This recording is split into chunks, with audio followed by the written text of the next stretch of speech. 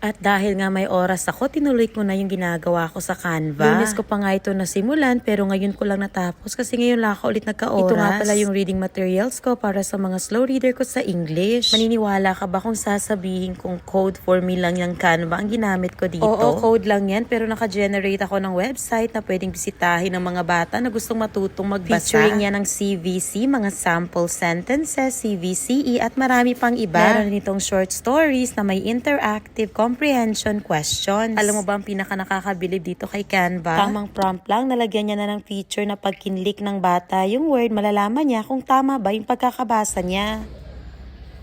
O, diba? Bongga. So, nilagay ko na sa pedestal itong si Canva. Pero napaka-helpful naman talaga sa mga gurong katulad natin. So far, okay naman siya sa desktop. Pero parang nagkaroon ako ng issue sa tablet. Sa mga mobile devices, ayan, cursive siya. At the end of the day, hindi ko pa pala siya pwedeng ipamigay sa mga parents ko. So, ayun lang. Mga ka-teacher, subukan nyo na rin ang Canva.